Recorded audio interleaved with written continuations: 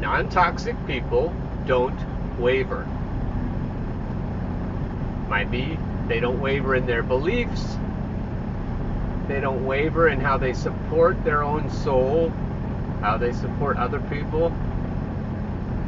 Non-toxic people aren't shaky.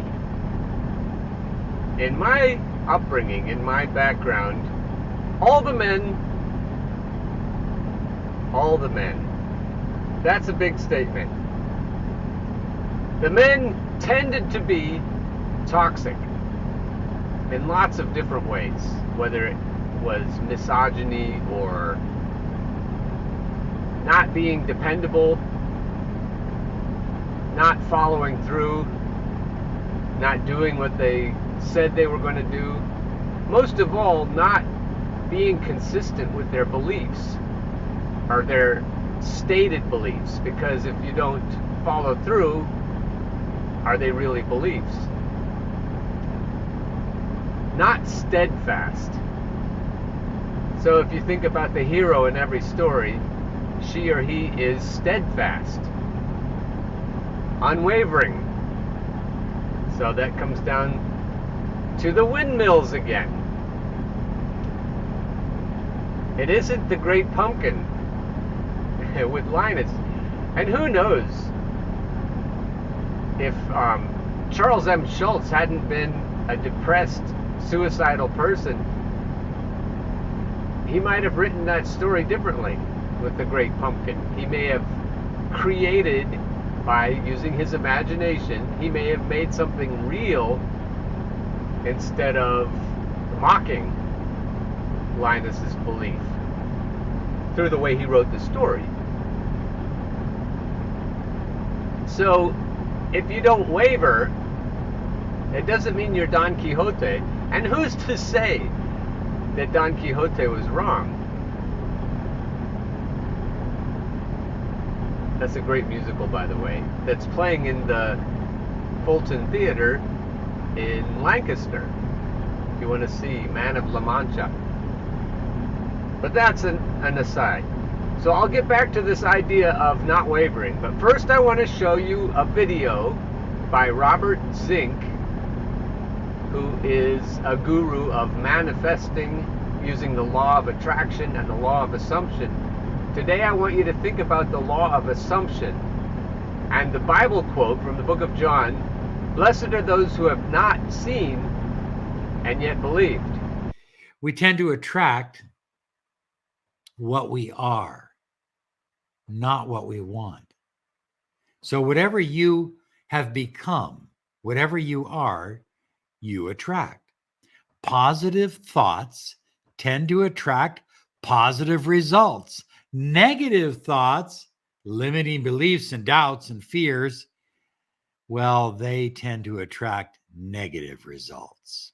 So high flyers, let's hop into our time machine and go all the way back to ancient Egypt, where they used God forms. They actually called it the assumption of a God form.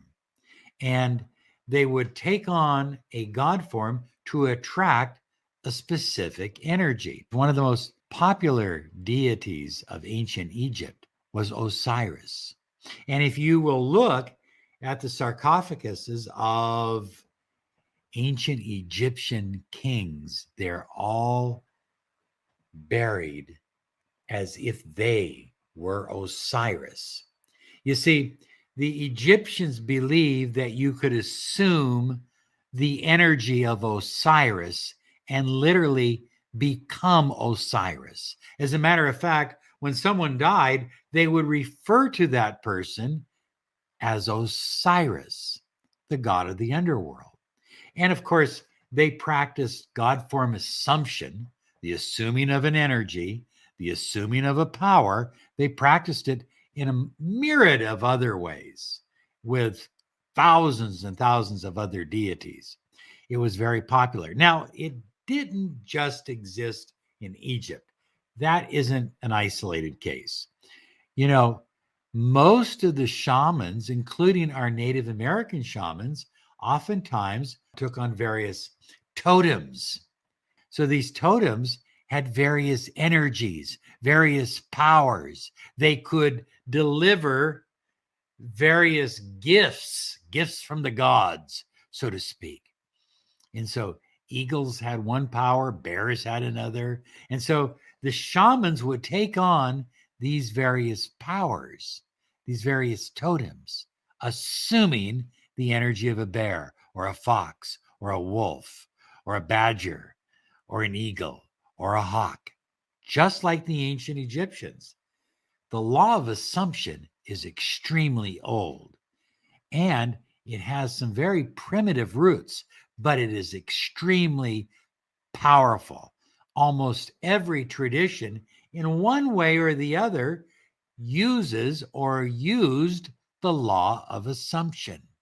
In the Bible, the book of John 20:29, it says, "Blessed are those who have not seen and yet have believed."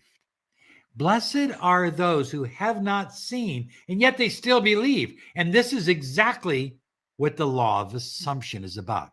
You don't see it in the 3D world. It doesn't exist in your reality, but it exists in your inner reality and therefore pushes itself out into your outer reality. Gandhi said, "Be the change you wish to see in the world. Assume it. Assume the change before the change even exists." And of course, high flyers, the late Wayne Dyer said, "You will see it when you believe it." Everybody says, "I'll believe it when I see it." But that isn't how it works. When you believe it, then you see it. You assume it. I can. The front one is turning just barely. And the back one is too. At the same speed. And I don't know if you believe me, because you can't see them. But they are in fact there. Right where I told you they were before, a couple days ago. And they're moving. Just barely. Like our faith. Faith, like a mustard seed, will move mountains. Tiny amounts. So what did you think of Robert? I like what he says about the ancient Egyptians and Osiris and about totems and how old and powerful the law of assumption is and how important it is not to waver.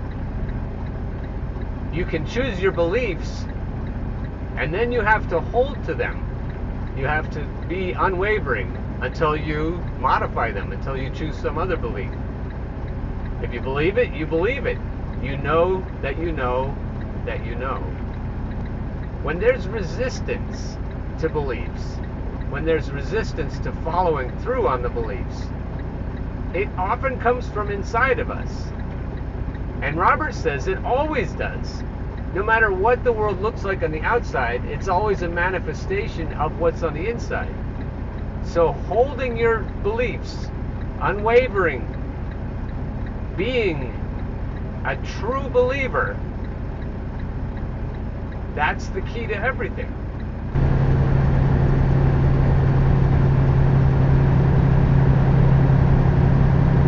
Looking kind of gray, eh? I've been thinking about what Robert said about leveling up by assuming the identity of the gods, by becoming powerful. 1 3/4 miles.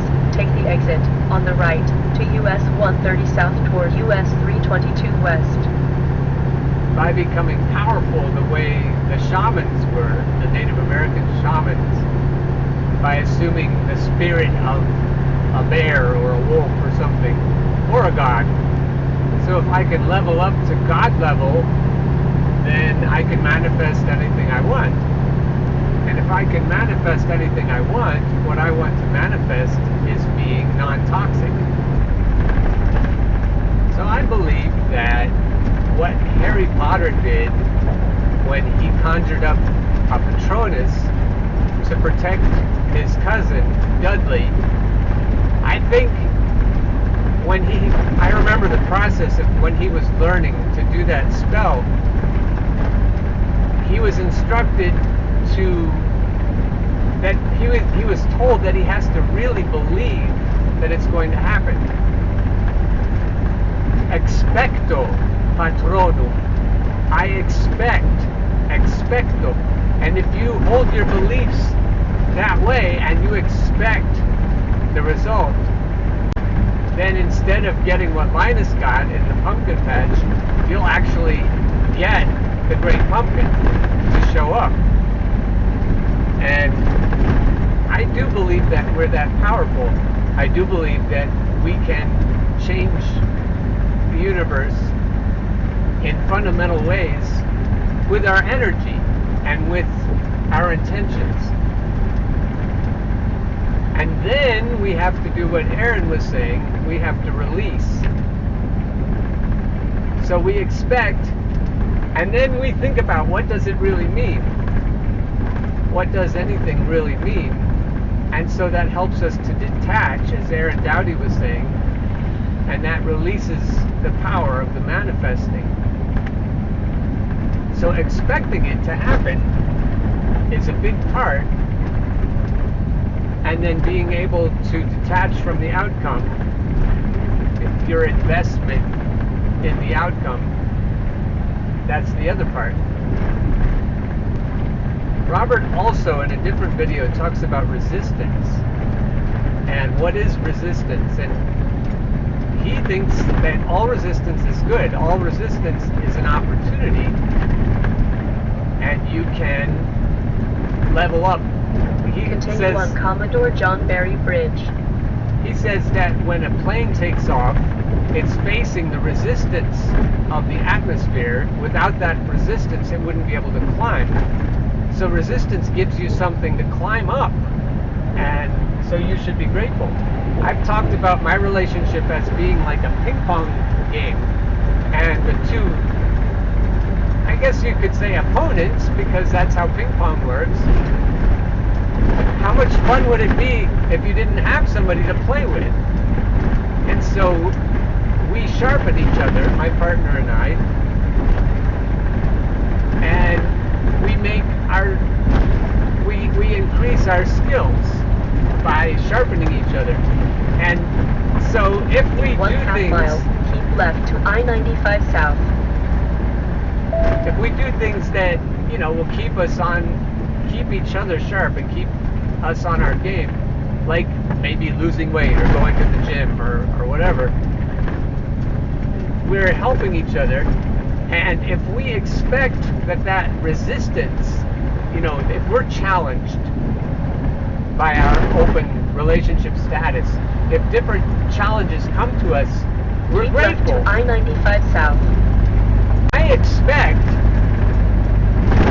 that, this is my belief, I expect that as I become more challenged, that I'll level up, and I'll level up faster the more challenging the challenges are that I accept. Mile, take exit 3A on the right to US 322 West. I expect that I will become more powerful as I accept each new challenge.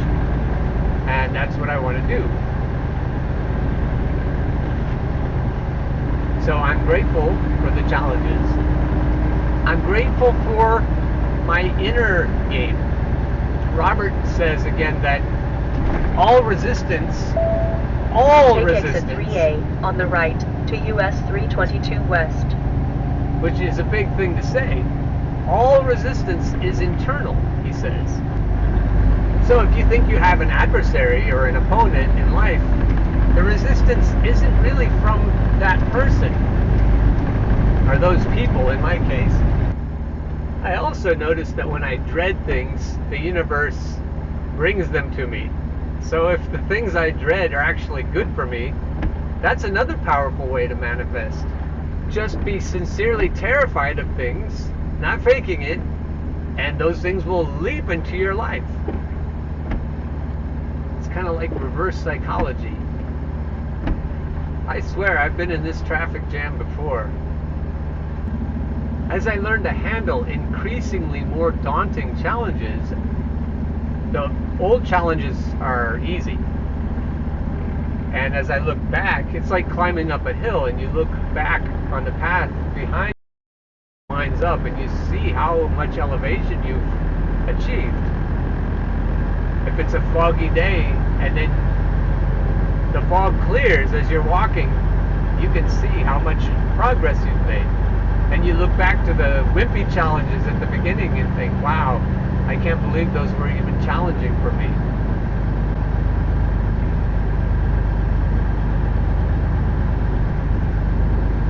And then every challenge that I face and every level that I achieve in terms of my competence shows me that I'm less toxic.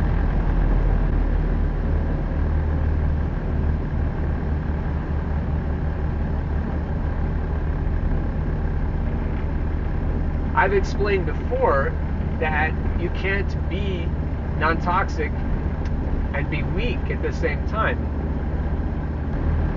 If you're an authentic, integrated male, as Dr. Bob Glover describes in the book No More Mr. Nice Guy, then you're a powerful force for good.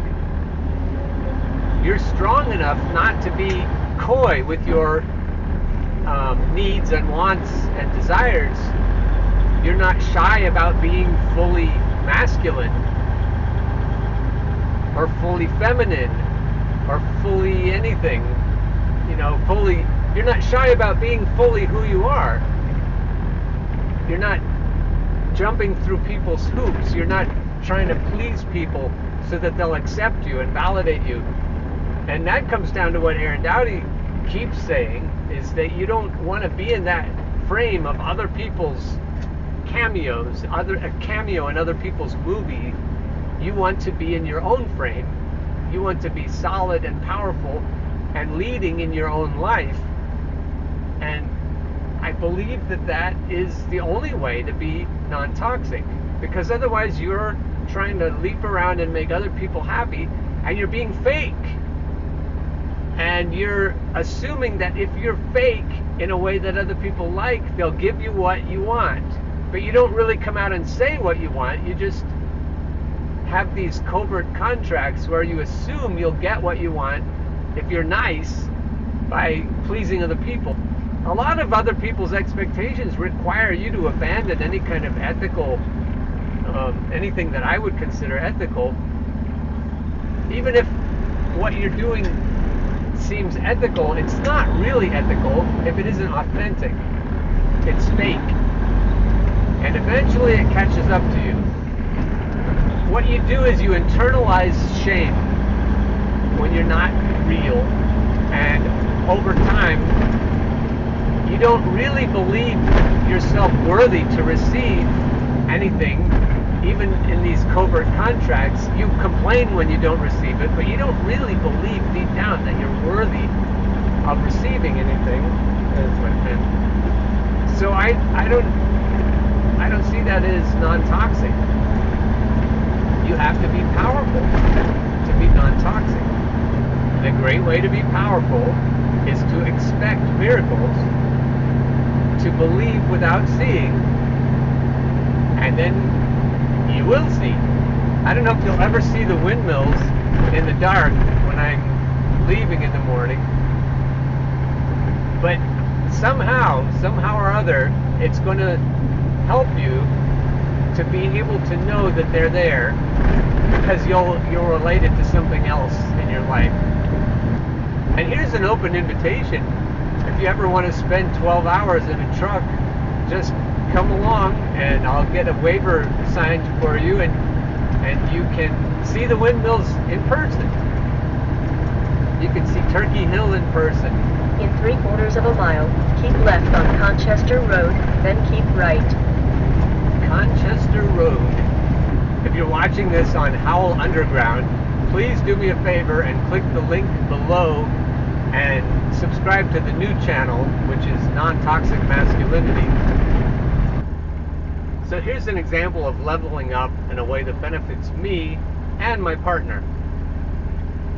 If my partner challenges me in our ping pong game, with a new conquest who is maybe young and handsome, or whatever his attributes are that are positive, and I don't react or overreact.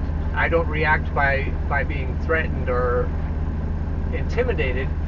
My assumption, when I can do that authentically, is that whatever I have to offer is superior, and she can spend time or waste time with the new person, but when she comes back to me, she'll be even happier.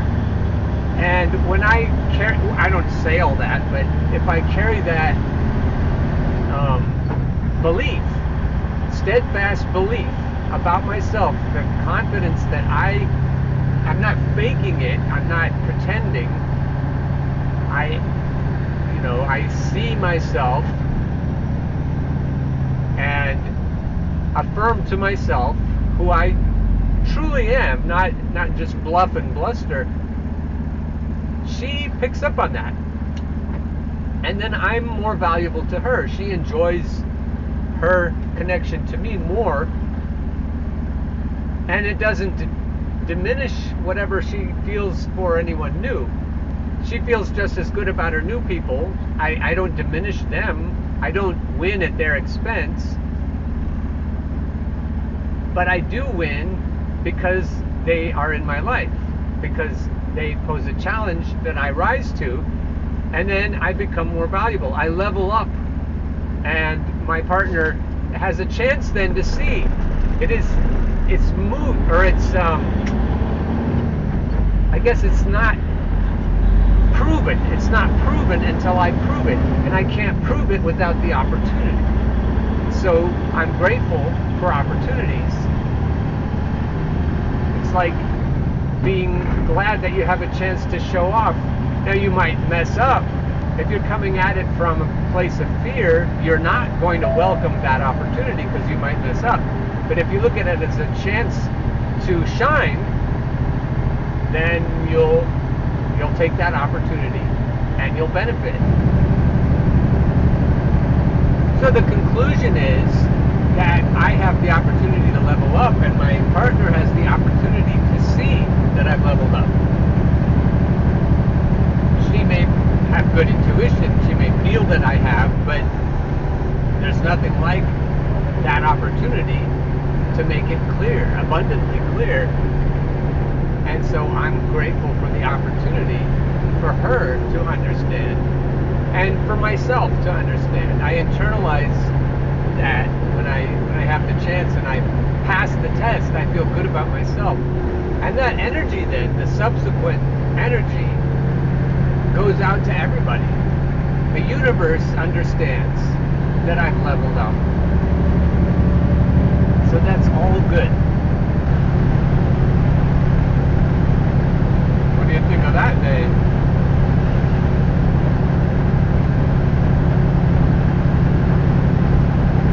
Raindrops keep falling on my head. Remember that song? Regarding the imagination, two things. The first thing is realize. You could change the word realize to realify. You can make it real. Real eyes. So it's more than noticing. It's by noticing it becomes real. In the act of noticing it, you manifest it into being, into existence. That's the most powerful use of the word realize.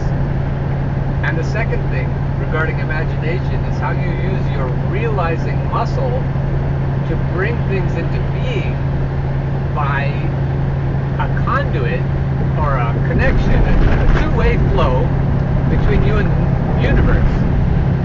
So perhaps you're all powerful, and your conduit to the universe supplies the power that brings things about, that manifests.